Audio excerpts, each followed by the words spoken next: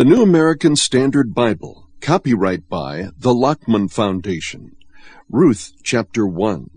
Now it came about in the days when the judges governed, that there was a famine in the land, and a certain man of Bethlehem in Judah went to sojourn in the land of Moab with his wife and his 2 sons. The name of the man was Elimelech, and the name of his wife Naomi, and the names of his 2 sons were Mahlon and Chilion, Ephrathites of Bethlehem in Judah.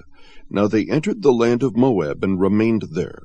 Then Elimelech, Naomi's husband, died, and she was left with her 2 sons. They took for themselves Moabite women as wives. The name of the one was Orpah, and the name of the other Ruth, and they lived there about 10 years. Then both Mahlon and Chilion also died, and the woman was bereft of her 2 children and her husband. Then she arose with her daughters-in-law, that she might return from the land of Moab, for she had heard in the land of Moab that the Lord had visited his people in giving them food. So she departed from the place where she was, and her 2 daughters-in-law with her, and they went on the way to return to the land of Judah. And Naomi said to her 2 daughters-in-law, Go, return each of you to her mother's house. May the Lord deal kindly with you as you have dealt with the dead and with me. May the Lord grant that you may find rest, each in the house of her husband. Then she kissed them, and they lifted up their voices and wept. And they said to her, No, but we will surely return with you to your people. But Naomi said, Return, my daughters. Why should you go with me? Have I yet sons in my womb, that they may be your husbands? Return, my daughters, go, for I am too old to have a husband. If I said, I have hope, if I should even have a husband tonight, and also bear sons, would you therefore wait until they were grown? Would you therefore refrain from marrying? No, my daughters, for it is harder for me than for you, for the hand of the Lord is gone forth against me. And they lifted up their voices and wept again, and Orpah kissed her mother-in-law, but Ruth clung to her. Then she said, Behold, your sister-in-law has gone back to her people and her gods. Return after your sister-in-law. But Ruth said, Do not urge me to leave you or turn back from following you. For where you go, I will go, and where you lodge, I will lodge. Your people shall be my people, and your God my God.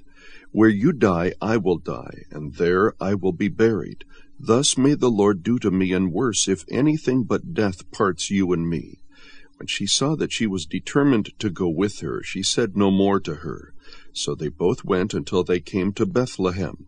And when they had come to Bethlehem, all the city was stirred because of them. And the women said, Is this Naomi? She said to them, Do not call me Naomi, call me Mara, for the Almighty has dealt very bitterly with me. I went out full, but the Lord has brought me back empty. Why do you call me Naomi, since the Lord has witnessed against me, and the Almighty has afflicted me? So Naomi returned, and with her Ruth the Moabitess, her daughter-in-law, who returned from the land of Moab, and they came to Bethlehem at the beginning of barley harvest. Chapter 2. Now Naomi had a kinsman of her husband, a man of great wealth, of the family of Elimelech, whose name was Boaz. And Ruth the Moabitess said to Naomi, Please let me go to the field and glean among the ears of grain after one in whose sight I may find favor.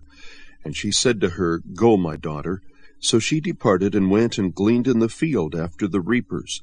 And she happened to come to the portion of the field belonging to Boaz, who was of the family of Elimelech. Now, behold, Boaz came from Bethlehem and said to the reapers, May the Lord be with you. And they said to him, May the Lord bless you. Then Boaz said to his servant who was in charge of the reapers, Whose young woman is this? The servant in charge of the reapers replied, She is the young Moabite woman who returned with Naomi from the land of Moab. And she said, Please let me glean and gather after the reapers among the sheaves. Thus she came and has remained from the morning until now. She has been sitting in the house for a little while. Then Boaz said to Ruth, Listen carefully, my daughter. Do not go to glean in another field. Furthermore, do not go on from this one, but stay here with my maids. Let your eyes be on the field which they reap, and go after them. Indeed, I have commanded the servants not to touch you. When you are thirsty, go to the water jars and drink from what the servants draw. Then she fell on her face, bowing to the ground, and said to him, Why have I found favor in your sight, that you should take notice of me, since I am a foreigner? Boaz replied to her, All that you have done for your mother-in-law after the death of your husband has been fully reported to me, and how you left your father and your mother and the land of your birth, and came to a people that you did not previously know. May the Lord reward your work, and your wages be full from the Lord, the God of Israel, under whose wings you have come to seek refuge. Then she said, I have found favor in your sight, my lord, for you have comforted me, and indeed have spoken kindly to your maidservant, though I am not like one of your maidservants. At mealtime Boaz said to her, Come here, that you may eat of the bread, and dip your piece of bread in the vinegar. So she sat beside the reapers, and he served her roasted grain, and she ate and was satisfied, and had some left. When she rose to glean, Boaz commanded his servants, saying, Let her glean even among the sheaves, and do not insult her. Also you shall purposely pull out for her some grain from the bundles, and leave it, that she may glean, and do not rebuke her. So she gleaned in the field until evening. Then she beat out what she had gleaned, and it was about an ephah of barley. She took it up and went into the city, and her mother-in-law saw what she had gleaned. She also took it out and gave Naomi what she had left after she was satisfied. Her mother-in-law then said to her, Where did you glean today, and where did you work? May he who took notice of you be blessed. So she told her mother-in-law with whom she had worked, and said, The name of the man with whom I worked today is Boaz. Naomi said to her daughter-in-law, May he be blessed of the Lord, who has not withdrawn his kindness to the living and to the dead. Again Naomi said to her, The man is our relative. He is one of our closest relatives. Then Ruth the Moabitess said, Furthermore he said to me, You should stay close to my servants until they have finished all my harvest. Naomi said to Ruth her daughter-in-law, It is good, my daughter, that you go out with his maids, so that others do not fall upon you in another field. So she stayed close by the maids of Boaz in order to glean until the end of the barley harvest and the wheat harvest, and she lived with her mother-in-law. Chapter 3. Then Naomi her mother-in-law said to her, My daughter, shall I not seek security for you, that it may be well with you? Now is not Boaz our kinsman, with whose maids you were? Behold, he winnows barley at the threshing floor tonight. Wash yourself, therefore, and anoint yourself, and put on your best clothes, and go down to the threshing floor. But do not make yourself known to the man until he has finished eating and drinking. It shall be, when he lies down, that you shall notice the place where he lies, and you shall go and uncover his feet and lie down. Then he will tell you what you shall do. She said to her, All that you say I will do. So she went down to the threshing floor, and did according to all that her mother-in-law had commanded her. When Boaz had eaten and drunk, and his heart was merry, he went to lie down at the end of the heap of grain, and she came secretly and uncovered his feet and lay down. It happened in the middle of the night that the man was startled and bent forward, and behold, a woman was lying at his feet. He said, Who are you? And she answered, I am Ruth your maid. So spread your covering over your maid, for you are a close relative. Then he said, May you be blessed of the Lord, my daughter. You have shown your last kindness to be better than the first by not going after young men, whether poor or rich. Now, my daughter, do not fear. I will do for you whatever you ask. For all my people in the city know that you are a woman of excellence. Now it is true, I am a close relative. However, there is a relative closer than I. Remain this night, and when morning comes, if he will redeem you, good, let him redeem you. But if he does not wish to redeem you, then I will redeem you, as the Lord lives. Lie down until morning. So she lay at his feet until morning, and rose before one could recognize another. And he said, Let it not be known that the woman came to the threshing floor. Again he said, Give me the cloak that is on you, and hold it.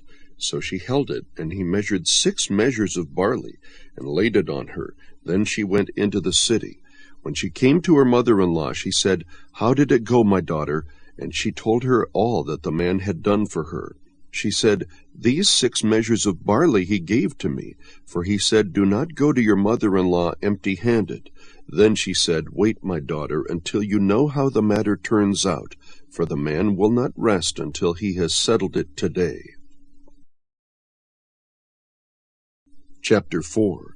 Now Boaz went up to the gate and sat down there, and behold, the close relative of whom Boaz spoke was passing by. So he said, "Turn aside, friend, sit down here." And he turned aside and sat down. He took 10 men of the elders of the city and said, "Sit down here." So they sat down. Then he said to the closest relative, "Naomi, who has come back from the land of Moab, has to sell the piece of land which belonged to our brother Elimelech. So I thought to inform you, saying, Buy it before those who are sitting here, and before the elders of my people. If you will redeem it, but if not, tell me that I may know, for there is no one but you to redeem it, and I am after you." And he said, "I will redeem it." Then Boaz said, "On the day you buy the field from the hand of Naomi, you must also acquire Ruth the Moabitess, the widow of the deceased, in order to raise up the name of the deceased on his inheritance." The closest relative said, "I cannot redeem it for myself, because I would jeopardize my own inheritance. Redeem it for yourself. You may have my right of redemption, for I cannot redeem it." Now this was the custom in former times in Israel concerning the redemption and the exchange of land to confirm any matter. A man removed his sandal and gave it to another, and this was the manner of attestation in Israel. So the closest relative said to Boaz, "Buy it for yourself," and he removed his sandal. Then Boaz said to the elders and all the people, "You are witnesses today that I have bought from the hand of Naomi all that belonged to Elimelech and all that belonged to Chilion and Mahlon.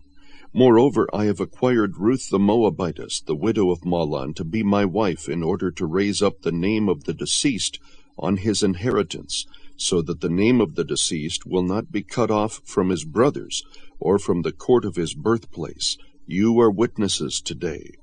All the people who were in the court and the elders said, "We are witnesses. May the Lord make the woman who is coming into your home like Rachel and Leah, both of whom built the house of Israel. And may you achieve wealth in Ephrathah, and become famous in Bethlehem. Moreover, may your house be like the house of Perez, whom Tamar bore to Judah, through the offspring which the Lord will give you by this young woman." So Boaz took Ruth, and she became his wife, and he went into her, and the Lord enabled her to conceive, and she gave birth to a son. Then the woman said to Naomi, "Blessed is the Lord who has not left you without a redeemer today, and may his name become famous in Israel. May he also be to you a restorer of life and a sustainer of your old age. For your daughter-in-law, who loves you and is better to you than 7 sons, has given birth to him." Then Naomi took the child and laid him in her lap, and became his nurse. The neighbor women gave him a name, saying, "A son has been born to Naomi." So they named him Obed. He is the father of Jesse, the father of David. Now these are the generations of Perez. To Perez was born Hezron, and to Hezron was born Ram, and to Ram Amminadab, and to Amminadab was born Nahshon, and to Nahshon Salmon, and to Salmon was born Boaz, and to Boaz Obed, and to Obed was born Jesse, and to Jesse David.